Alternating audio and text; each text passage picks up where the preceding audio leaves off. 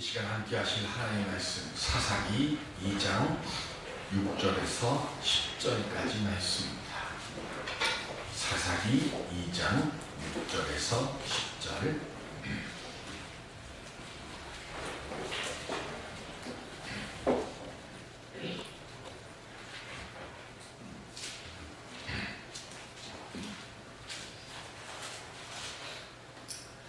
전에 여호수아가 백성을 보내매 이스라엘 자손이 각기 그들의 기업으로 가서 땅을 차지하였고, 백성이 여호수아가 사는 날 동안에와 여호수아 때에 생존한 장로들 곧 여호와께서 이스라엘을 위하여 행하신 그 모든 큰 일을 본 자들이 사는 동안에 여호와를 섬겼다. 여호와의 종 눈의 아들 여호수아가 110세에 죽음에 우리가 그의 기업의 경륜에 에브라임 산지가 아스산 부족 인간 헬스에 생산하였고, 그 세대의 사람도 다 그 조상들에게로 돌아갔고, 그 후에 일어난 다른 세대는 여호와를 알지 못하며 여호와께서 이스라엘을 위하여 행하신 일도 알지 못하였더라. 아멘. 우리 김용자 집사님이 그 먼 데까지 가지 말고 우리 앞에 있는 교회로 오라고 몇 년을 그렇게 말씀을 하셨는데, 오늘 우리 김용자 집사님의 그 기도가 응답이 돼서 우리 이양여 권사님이 우리 교회에 오셨습니다. 오늘부터 우리 교회를 다니시겠다고. 올해 연세가 95인가요? 어떻게 되시나 모르겠어요. 잘 안 들리시는 것 같은데. 몇이 둘? 우리 92. 네.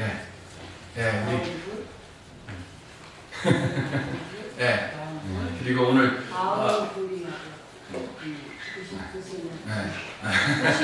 네, 92세시. 네. 그리고 우리 권태령 집사님하고 저랑 약속을 했는데, 오늘 2주 약속한 지 2주 만에 우리 정국순 형제님도 또 우리 교회에 오셨습니다. 참 감사드립니다. 이렇게 하나님 앞에 작은 약속들을 이루고 하다 보면 하나님의 거룩한 은혜의 일들이 우리의 삶의 가정 위에 활짝 열려질 줄로 믿습니다.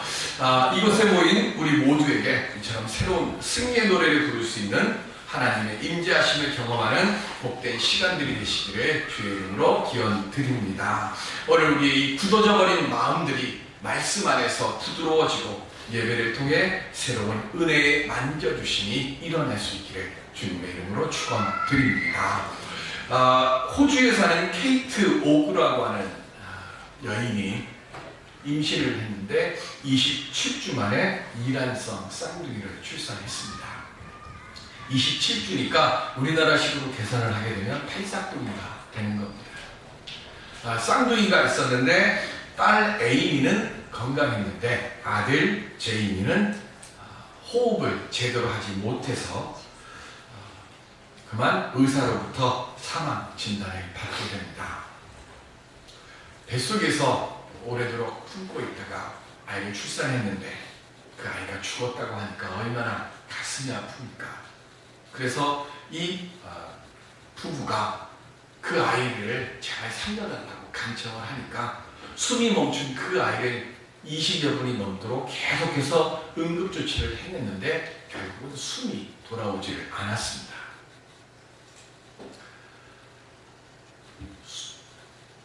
숨이 돌아오지 않는다는 마지막 말을 들은 이 케이트 오브가 그러면 그 죽은 아이를 소망이니까 한 번만 내 품에 좀 안게 해달라고.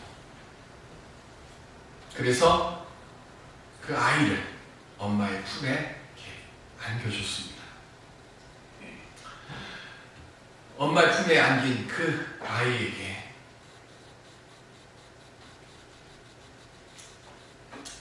제이미 하면서 그 아이 머리를 쓰다듬고 볼에 뽀뽀를 하고 그렇게 온몸을 한 2시간여 동안 이렇게 만졌어요.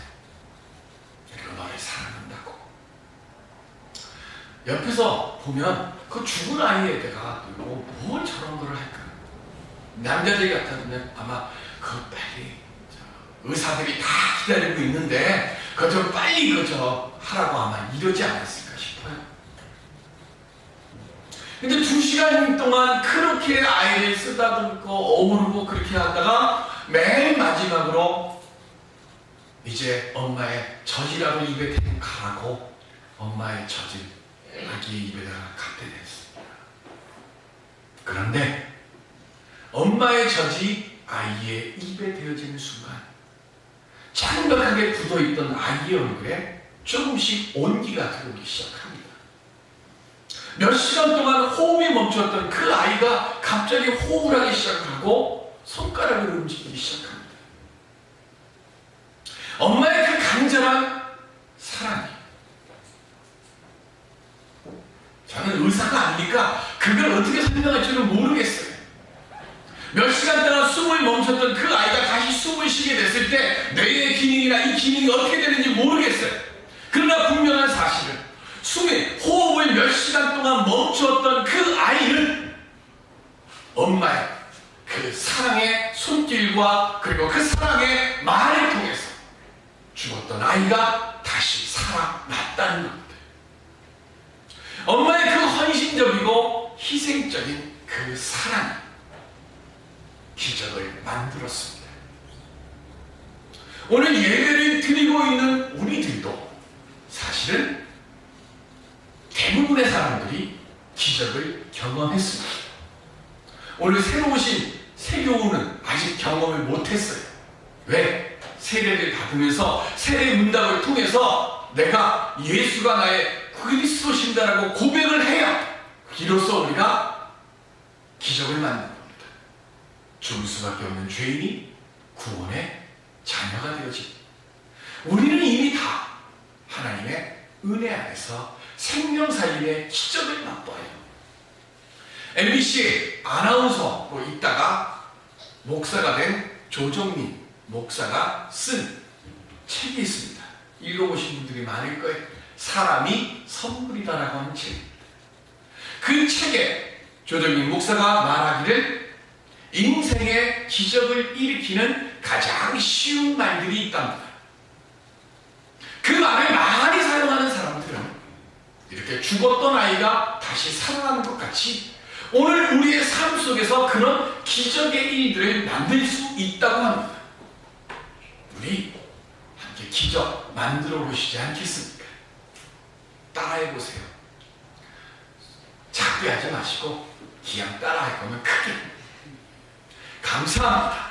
감사합니다. 죄송합니다. 죄송합니다. 괜찮습니다. 괜찮습니다. 사랑합니다. 사랑합니다. 쉽죠? 이 말을 많이 쓰면 기적이 쉽게 일어난답니다. 한 번도 쓰지 않으면 평생 기적이 안 일어난다고 합니다. 오늘 우리 예수 그리스도 안에서 이런 기적의 말들을 아름답게 사용해서 우리 삶 속에서 절망과 낙심의 자리에 있는 그곳에서 기적의 역사를 써나갈 수 있는 하나님의 복된 신령들로 살아갈 수 있는 우리 모두가 되시기를 주님의 이름으로 축원드립니다. 오늘 우리가 함께 봉독한 사사기는 여호수아가 사는 날의 전과 그리고 후의 이야기를 기록하고 있습니다. 여호수아가 살아있는 동안에 그리고 여호수아가 죽고 난 다음에는 하나님께서 행하신 일들을 본 장로들이 생존할 때까지는 여호와를 잘 섬겼습니다. 이렇게 믿음의 1세대들은 하나님의 거룩하심을 체험했기 때문에 믿음을 지켜왔고 하나님을 경외하며 살아갔습니다. 내가 믿음이 강할 때는요, 그 믿음 지켜가는 게 그렇게 어렵지가 않습니다. 내가 하나님 안에서 기쁘고 찬송하고 즐겁고 살아갈 때는요, 신문에 온배 운세라는 게 있는지 없는지도 몰라. 그런데 삶이 조금씩 꼬여가기 시작하면 나도 모르게 온배 운세단을 살펴보게 됩니다. 목사로서 제발 그런 것 좀 안 실었으면 좋겠는데 그런 거를 또 찾는 사람들이 많으니까 오늘의 운세를 하는 거 신문에서 꼭 실어요. 믿음이 강할 때는 이방 신전이 있고 그리고 우상들이 있어도 개의치를 않아요. 왜? 내가 믿음이 좋으니까 그게 눈에 안 보여요. 보여도 무시합니다. 그런데 믿음이 약하고 은혜를 경험하지 못한 사람들은 조금만 세상에 어려움이 와도 그 믿음이 흔들리고 맙니다. 하나님께서 가나안 땅에 들어간 뒤에 우상을 부수고 이방 신전을 없애고 그 땅에 살고 있던 가나안 거민들을 다 내어 쫓으라고 명하신 이유가 여기에 있어요. 그런데 이스라엘 백성들이 그렇게 못했습니다.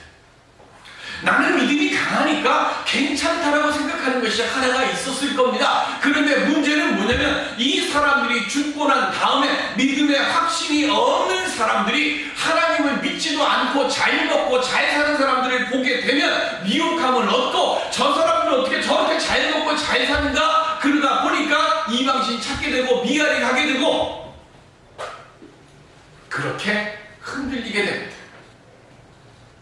그래서 오늘 본문이 너무 길어서 제가 6절로부터 10절까지만 본문으로 한 것이고 원래 전체 본문은 2장 1절로부터 10절까지입니다. 하나님의 사자가 길갈로부터 와가지고 이스라엘 백성들을 꾸짖기 시작합니다. 왜 가나안 땅에 들어간 뒤에 왜 그 가나안 땅에 있는 모든 사람들을 내어 쫓지 아니하고 그들과 더불어 언약을 맺고 그들과 함께 머물었느냐 하고 꾸짖었어요. 그러면서 하시는 말씀이 이들이 너희의 가시와 올무가 될 것이다 라고 말씀합니다. 그렇게 말하니까 사사기 2장 4절에 시작. 여호와의 사자가 이스라엘 모든 자손에게 이 말씀을 이르매 백성이 소리를 높여 운지라. 아멘. 그리고 5절에 보면 단을 쌓고 하나님께 제사를 드립니다. 회개했나요? 아닙니다. 지금 하나님의 사자가 하는 이 말이 가슴이 아파요. 내가 잘못했나 보구나.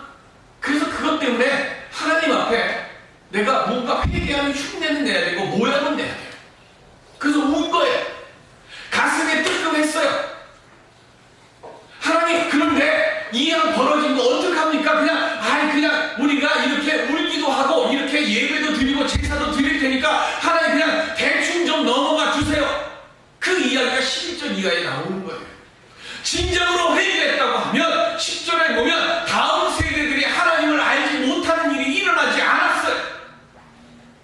하나님의 사자가 하는 그 말이 가슴에 찔렸어. 그런데 이미 해놨으니까 하나님, 그리고 넘어갔어요.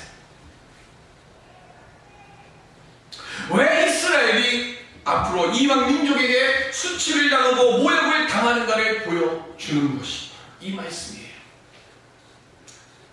하나님의 사자가 길갈에서부터 복임까지 와서 이스라엘 백성들에게 왜 말씀을 선포하셨을까요? 여호수아서 5장 9절 말씀입니다. 시작. 여호와께서 여호수아에게 이르시되 내가 오늘 애굽의 수치를 너희에게서 떠나가게 하였다 하셨으므로 그 이름을 오늘까지 길갈이라 하느니라. 아멘. 길갈의 이름의 뜻은 굴러가다.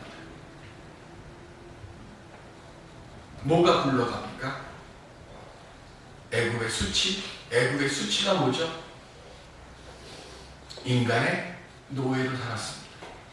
입만 열면 광야 40년 동안 불평하고 원망하고 덤벼들고 하나님이 도우러 가라 그러면 서로 가고 싶어 했던 그 마음.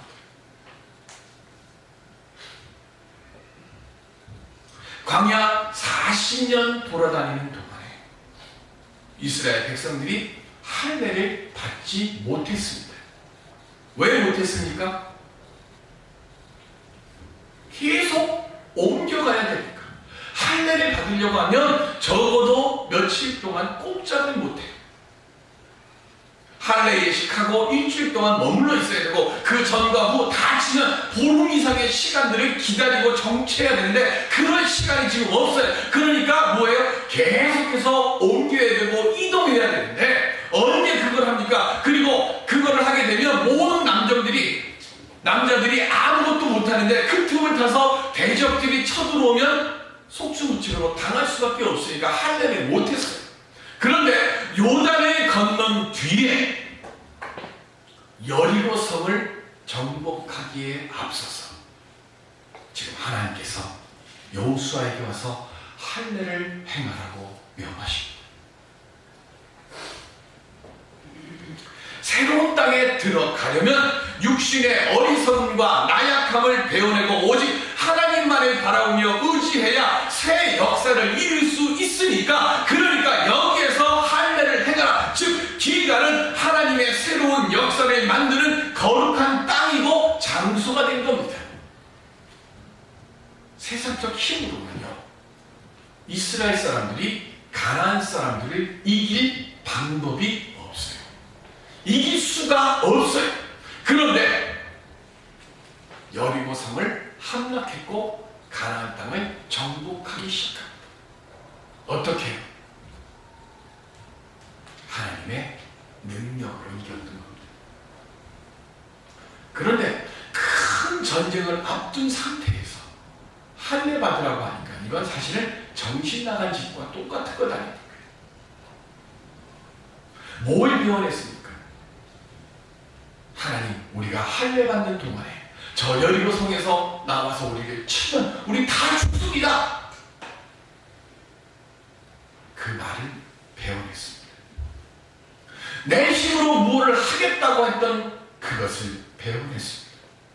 그리고 그거를 굴러서 없애버렸습니다. 오직 하나님만 바라보았기 때문에 이스라엘 백성들은 할례를 받을 수 있었고 할례를 받을 수 있는 그 믿음으로 가나안 땅을 정복했어요. 이게 가능했던 건 모세가 죽고 난 뒤에 여호수아가 후계자가 됐어요. 그래서 그 여호수아가 백성들을 이끌었습니다. 그런데 오늘 본문에 보시면 여호수아가 죽고 나서 누가 후계자가 됐습니까? 성경엔 여호수아의 후계자의 이름이 없습니다. 영적 지도자가 없다 보니까 백성들이 중심을 잃고 하나님을 보지 못하고 이제부터는 두려워하지 않던 사람들이 두려워지기 시작합니다. 환경 앞에 내가 두려워 떨기 시작합니다.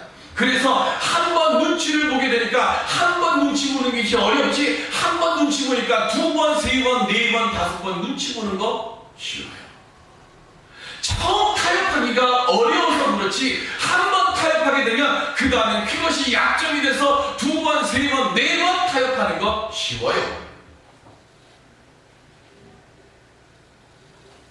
결국 그것이 여호와의 사자가 이스라엘 백성들에게 말씀했던 가시가 되고 올무가 되고 만 겁니다. 언제 우리의 믿음이 성장하고 그 빛을 발합니까? 로마서 5장 20절에 보시면 시작. 율법이 들어온 것은 범죄를 더하게 하려 함이라. 그러나 죄가 더한 곳에 은혜가 더욱 넘쳤나니. 아멘.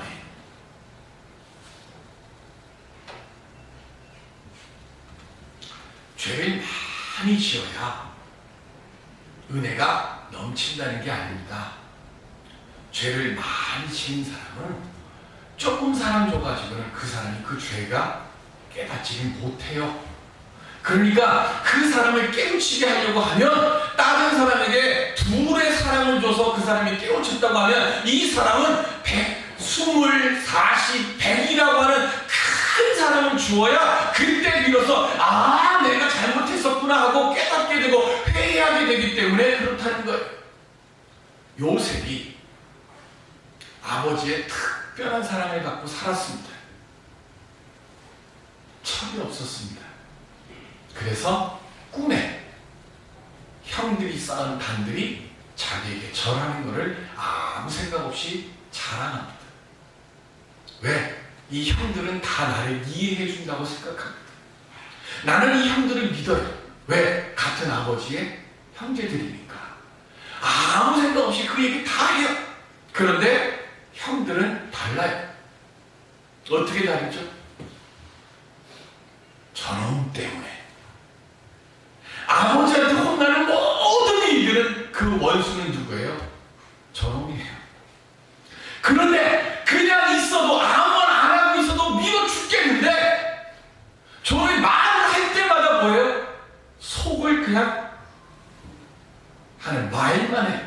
가만히 있어도 미운데 말하고 움직이기만 하면 미운 게 더 쌓여요. 그런데 문제는 뭐냐면 나는 그걸 몰라. 요새 본인은 그거를 몰라요. 모르니까 그냥 형들 앞에서 잘난 척 하고 그냥 뭐 했다 그러면 뭐 칭찬 들었다 그러고 사랑받았다 그러고 아버지가 무슨 옷 주면 형아들 이거 봐라 나 이거 입었다 하고 자랑하고 점점 미움은 쌓여갑니다. 그러다가 어떻게 됩니까? 요셉이 그렇게 믿었던 형들에 의해서 애굽의 노예로 팔려갑니다. 아버지만 있으면, 엄마만 있으면, 형들만 있으면 나는 아무런 문제도 없다고 생각하며 살아왔는데 지금 애굽의 노예로 팔려가는 이 상황에는 자기가 여태까지 믿고 의지했던 사람들이 하나도 없어요. 무엇보다도 믿었던 형들이 자기를 노예로 팔아 넘겼다는 것이 더 마음이 아파요. 세상에 믿을 사람 하나도 없다는 걸. 말도 다르고 환경도 다르고 사람을 짐승처럼 가격표를 매겨서 팔아 넘기는 그곳에 갔을 때 비로소 요셉이 깨닫습니다. 사람을 의지하면 안 되는구나 하는 걸 그때 깨닫습니다. 그리고 사람을 의지하고 사람들에게 배신당해서 쓰라리고 아리고 아파하는 그곳에 하나님을 모시게 됩니다. 지금까지 하나님이 그 자리에 없었습니다. 그런데 고난을 당하면서 요셉이 깨졌습니다. 요셉이 깨지고 깨진 그곳에 하나님이 들어왔어요. 하나님이 나와 함께함을 알게 됐고 그래서 그 하나님이 나와 함께 하심을 알게 된 그 모습 속에서 보디발의 유혹을 과감히 뿌리칠 수 있는 결단도 얻게 되었고 그리고 하나님의 바라봄의 그 믿음을 통해서 그 모든 어려움과 환난을 이길 수 있는 힘을 얻게 되었습니다. 오늘 우리는 지금 어떤 눈을 가지고 있습니까?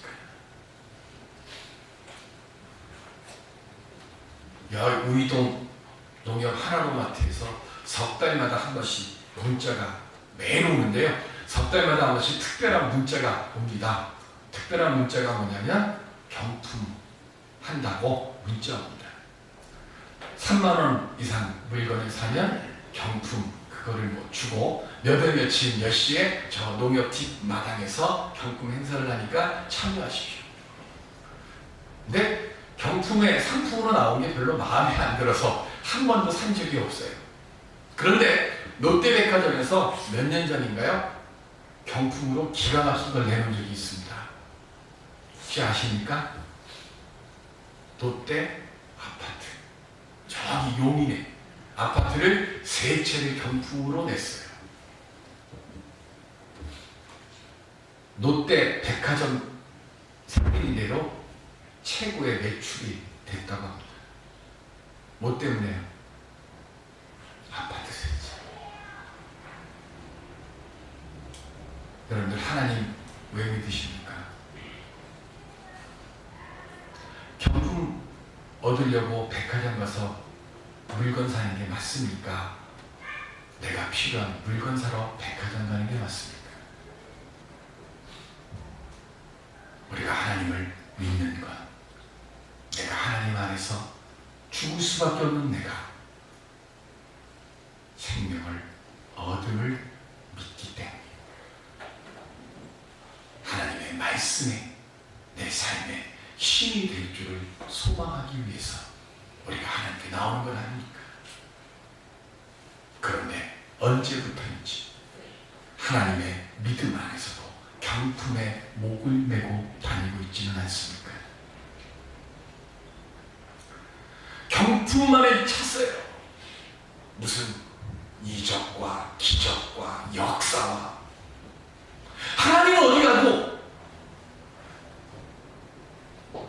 그러다 보니까 하나님 믿지 않는데 잘 먹고 잘 사는 사람이 있다면서 비교하고 나쁜 짓 하는 사람이 잘 되어진다고 하면서 하나님이 계시네 없네 부러워합니다. 부러우면 어떻게 돼요? 부러우면 이깁니까? 집니까? 부러우면 집니다. 부러워하다 보니까 이방신들 찾게 되고 이방인들 따라하는 것 아닙니까? 예수 믿는 사람이 예수 안 믿는 사람처럼 하고 내 안에 다른 것들이 가득 차 있다 보니까 하나님의 역사는 더더욱 일어나기가 어렵습니다. 백성들이 어디에서 울었습니까? 복임에서 울었습니다. 그래서 그 마을의 이름이 복임이에요. 복임의 뜻이 뭐냐면 우는 자들입니다. 그런데 이 복임의 원 이름이 뭐냐 하면 베델입니다. 베델이 어디죠? 야곱이 자기 형의 축복을 가로채고 외삼촌 라반의 집으로 도망가다가 그 처량하고 쓸쓸한 신세에 있던 그곳에 잠도 못 이루던 그 새벽녘 선장이 들었다가 꿈속에서 환상으로 하늘의 문이 열리고 하늘에서 사닥다리가 내려오고 천사가 오르락 내리락 하는 모습을 보고 그곳에 단을 세운 곳이 베델의 뜻이 뭐죠? 하나님의 집이에요. 그런데 지금 그 하나님의 집이 뭐로 바뀌었어요? 하나님의 집이 복임으로 바뀌었습니다. 우는 자들이 됐어요. 오늘 우리는 지금 베델을 복임으로 바꾸고 살아가고 있지는 않습니까? 우리의 다음 세대에게 오늘 우리는 지금 무엇을 남겨주어야 하겠습니까? 무엇을 물려줘야 되겠어요? 고난을 당하지만 하나님의 도우심이 나와 함께 하심을 유산으로 남겨주는 오늘 우리들이 되어져야 될 줄로 믿습니다. 남들처럼 경품권을 경품으로 얻은 선물은 없지만 그래도 하나님을 경외하며 하나님의 말씀을 사모하며 애쓰며 살아가려고 하는 그런 성도들이 되어질 때 오늘 하나님께서 복임에서 오히려 베델로 우리를 바꾸어 주실 줄로 믿습니다. 신명기 7장 9절로 10절의 말씀 함께 보실까요? 그런즉 너는 알라 오직 내 하나님 여호와는 하나님이시요 신실하신 하나님이시라. 그를 사랑하고 그의 계명을 지키는 자에게는 천대까지 그의 언약을 이행하시며 인애를 베푸시되 그를 미워하는 자에게는 당장에 그에게 보응하시느니라. 아멘. 이 말씀을 가슴에 새기고 살아가시기 바랍니다. 그리고 사랑의 기적을 우리 다음 세대들에게 물려줄 수 있는 사랑과 확신과 은혜 속에 날마다 내가 있는 그곳을 복임이 아니라 베델이 되게 하고 내가 있는 그곳을 길가로 만들어 갈 수 있는 오늘 우리들이 될 수 있기를 주님의 이름으로 축원드립니다. 기도하겠습니다.